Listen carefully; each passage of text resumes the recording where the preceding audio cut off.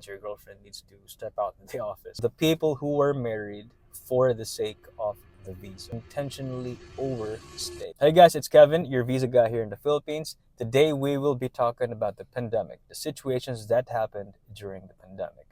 And during that time, there were a lot of expats who were stuck here in the Philippines. And even if they could exit the country, they could not get back in. The common denominator of why they chose to stay here in the Philippines is that they've already built a life here. And even if they could exit the country, the major problem that they had was they could not get back in because most of them are on a tourist visa. And I think a couple of months during the lockdown, the the Philippine government did not really tell us that when would the borders open back up to regular tourists. I think the priority was those Filipinos and permanent residents. So there was a lot of people who were stuck here that are under tourist visas. So in this video, we will be talking about the desperate things that expats did in order to stay in the Philippines much further during the pandemic. And these are not just situations that I've heard from other people. These are the situations of my clients in the past during the pandemic because I've helped them fix their visas or get another visa just to be able to stay here in the country. So this is going to be interesting. So before we get into that, I want to thank the people who have been supporting the channel from the very beginning. Thank you so much for watching the videos, subscribing, even sharing my videos to your friends. I also want to thank the people who have been sending donations to the channel. Thank you guys so much. I'm truly grateful. And to those people who have availed the relocation service that I provide.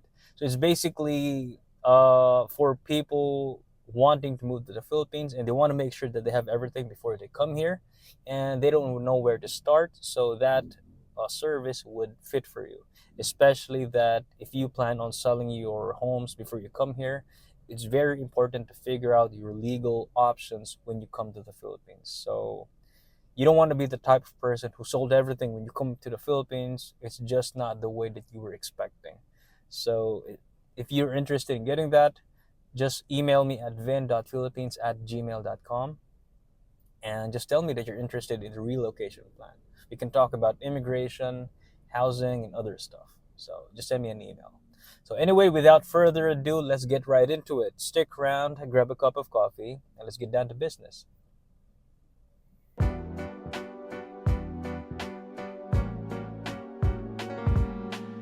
Okay, I wouldn't say desperate. I would say the last resort that they have, or the last option that they have in order to stay in the Philippines during the pandemic. The first group of people that I could think of would be those people who have intentionally overstayed. And if you watch my other videos, you would know that citizens from visa-free countries can actually stay here for 3 years, and just by doing visa extensions. And during the pandemic, most of my clients, they were almost at the 3 year mark. So even if the Bureau of Immigration gave them like a grace period of paying the back fees without penalties, the problem that they have is they were at their 3 year mark.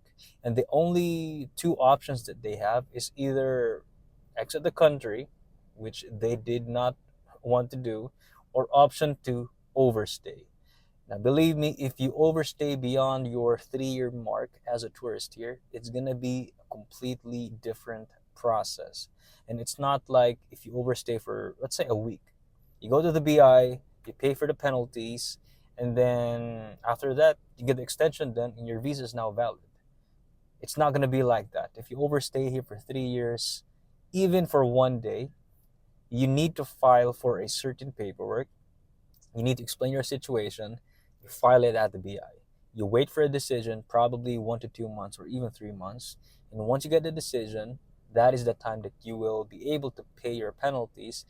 And you're not given another 3 years to start all over again. No, you're just given a couple of months to stay here in the Philippines and to figure out the options that you have.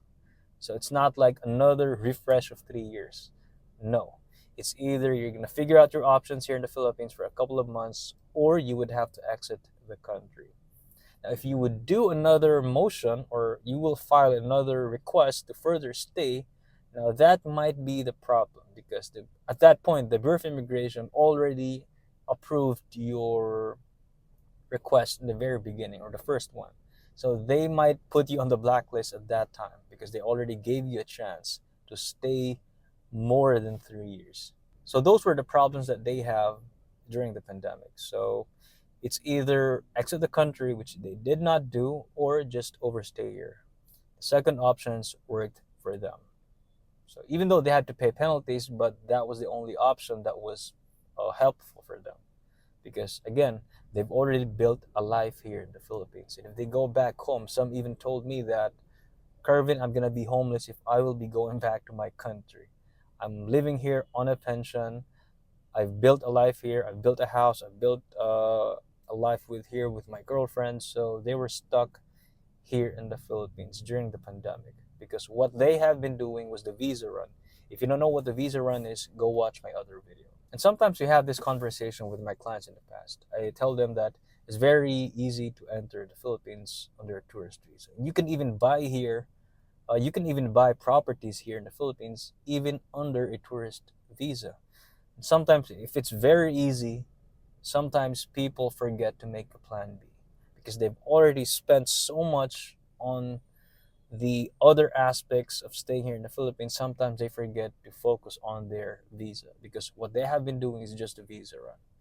So, yeah, there are people who have intentionally overstayed here. So they had to pay hefty penalties to fix their visa.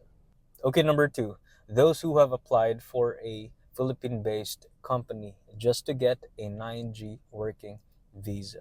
I haven't really talked about this visa on my channel because it wouldn't apply to most of my subscribers. So, 9G working visa is a non-immigrant visa issued to foreign nationals who wish to have a gainful employment for a Philippine-based company. Yes, so you will be working for a Filipino guy. So, well, if it's as long as if it's a Philippine-based company, doesn't matter if there's a foreigner there who's part of the board, but it should be a Philippine-based company. So you could get a 9G working visa. So this visa allows you to get a different options. You could get a 1 year working visa, 2 years, or 3 years. But that's it. 1, 2, or 3 years. And it could be renewed. So this was the last option of those people who still have valid tourist visa remaining but don't want to intentionally overstay. They don't have money for the visa deposit. They are too young for the SRRV and they don't have a Filipino spouse here. So some of them actually found a company that was willing to hire them as an employee. So also a general rule, it should be a job that a Filipino cannot do. So it could be a specific job based on your nationality. So some of them came to me that they were hired to be a German instructor to a Philippine-based company. Now, that would be okay to get a 9G working visa. So most of them actually found a company but was not willing to sponsor the visa itself. So they were willing to hire them, but the company was not willing to pay for the visa. So they ended up paying the visa fees by themselves. But what matters to them at that point is that they could get a 1, 2, or 3 year working visa. So we met in the office at that time when they already have a company in mind, or they are already having a conversation with this company. Hey, Kervin, I still have 6 months left with my visa, and I found a company that is willing to hire me as their employee. So could you do the paperwork for me because I don't know where to start. I helped them at that point. I told them these are the list of requirements, these are the fees, and after 3 to 4 months, they got their working visa. And at that point, they were not worried at that point of exiting the country or having an expired visa, overstaying. So they did not have a problem at that point because they have a long-term temporary visa, so which was the 9G working visa. Also, at that point, it was very easy to get a 9G working visa because there was one requirement, one difficult requirement that was not required.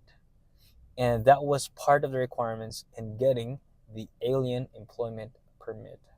Yes, that is the work permit before you can apply for a 9G working visa. So basically, if you get a 9G working visa, there's a two-stage process. You get a permit first, and once you have the permit, you get the visa. Okay? Permit and then the visa.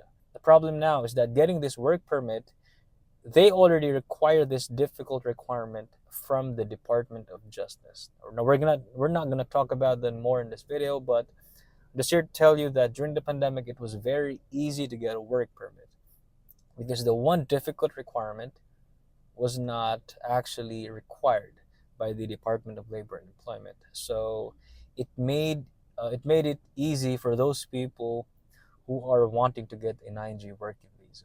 Also, this document was actually on the list of requirements. So when you apply for this during the pandemic, it was just disregarded. Hey, you don't need to get that requirement, just focus on the other things. So that's why it's very easy to get a work permit during the pandemic. As long as you have a registered company that was willing to hire you, you could be an employee of that business. Okay, number 3, the exciting part of this video. So the people who were married for the sake of the visa. So remember, these are real situations of my clients during the pandemic, and I did not really push them to take this option. It was just that this is the only choice that they have in order to stay in the Philippines much further during the pandemic. And these are the people who don't have money for the visa deposit. They are in the retirement age, number 2, meaning they don't want to work for a Philippine-based company, but they have relationships with Filipinos or Filipina. So most of the people that I've helped with this situation already have a girlfriend, because otherwise I'm not going to tell this option if they don't have a girlfriend, because I don't want them to look for a girl and get married and get the visa. No, I only tell this option if I see them that they have a girlfriend. So this is mostly how our conversations went. So they come to the office, and sometimes they are together with their Filipino girlfriends, right? They come to our office, they look for me, and then they tell me their situations and what their plans are. And after that, they asked for my advice. And sometimes before I even consider on giving advice, I tell them, hey, is it possible that there's only the two of us in the room? Yeah, that means your girlfriend needs to step out in the office, unfortunately, because yeah, I don't want you to be pressured on this information that I'm gonna give you. And they were saying, yeah, for sure, absolutely. If it's gonna help me, then let's do it. Okay, so then sometimes they tell their girlfriend to go out to the conference room or the meeting room. They have their girlfriend would just have to wait outside the meeting room. So we had this one-on-one conversation. Okay, and I told him, sometimes this is how it goes. Hey, the reason I'm asking your girlfriend to be out of this conversation is because I don't want you to be pressured, okay? Because since you have a girlfriend, you might take this option, which is getting a spousal visa. And they tell me, okay, proceed. And I tell them, when are you going to pop the question, or when do you think are you going to get married? And some of them told me that, Kervin, we're not really in that conversation at the moment. We're just happy in being girlfriends and boyfriends. So, and I told him, yeah, that's absolutely fine. I'm just asking. Because if you are okay with the idea of getting married, you could get a spousal visa. And they were like, really? Isn't the immigration gonna require a certain length of years of getting married before we even qualify for the spousal visa? And I told them, no. As long as you have the marriage certificate, which is PSA, as long as you have that marriage certificate, you could get a spousal visa. It does not matter how long have you been married. And they were like, really? That's possible? And I told them, yeah, that's possible. But again, that is only an option. I'm not telling you to do that. That is only an option. And they were like, okay, Kervin, so what you're telling me is that if I decide to propose to my girlfriend later this evening, we decide to get married tomorrow, And how long will it take, Kervin, to get a marriage certificate? And I tell them, let's say a month. Okay, a month. I propose this evening, we get married tomorrow, and then a month we get the marriage paperwork. And during that time, or after we get the marriage certificate, we can already then apply for a spousal visa. And told them yes, yes, and yes. Okay. They were like, okay, that could be an option. And I always tell them, don't decide right now. Sleep about it probably a week, and then get back to me. I'm not gonna be disappointed to whatever response that you will uh, give me. So let's say a week after you tell me by email, like, hey, Kervin, let's do it, or hey, Kervin, let's not do it. Either way, I'm just telling you that option because we can facilitate the marriage part and getting your spousal visa. So we're going to help you from A to Z. All you need to do is come to our office, sign the paperwork, and then you're good. So 80% of the people who were in that situation that I've talked to actually went forward. So the rest of the 20% did not really take a step forward, and that's reasonable. Maybe they have their own reasons, right? So 80% of the people that I've talked to went forward. So again, so I don't know what their real situations are. I just went ahead and talked to them one on one so they can decide for themselves. And I don't want them to be pressured because if I talk about this situation with their partners, it's going to give them sort of a pressure. And that's not how I do things. So basically, I talk to them one on one. This is the only option that you have. Well, it's either you take it or not. And 80% again actually went forward. Okay, again, I'm not gonna say it's desperate, but maybe it's the choice that they need to make. They were either gonna overstay, or if they have already overstayed, the penalties will accumulate the longer they wait. So they didn't really have a choice at that time. So I think now I see some of my clients because we are friends on Facebook. So I see them happily married. So I'm very glad that everything worked out. So they didn't have to pay hefty penalties during the pandemic when they overstayed. So I'm very glad that happened. So we are not the decision maker. We let you decide, and then here are your options. If you take this option, we can facilitate it. My job back in the day was just to give you options. I'm just going to clarify, or I'm just going to tell you that if you're going to take this route, this is what's going to happen. If you take this other route, this is what's going to happen. So it's up to you at the end of the day of which route you will take. So that was the only part of my job. Give you clarity on what you're doing. Anyway, the moral of this story is just to have a plan B. Because again, entering the Philippines and enjoying life here is very easy. Sometimes expats forget to make a plan B. Because enjoying the Philippines could be very easy.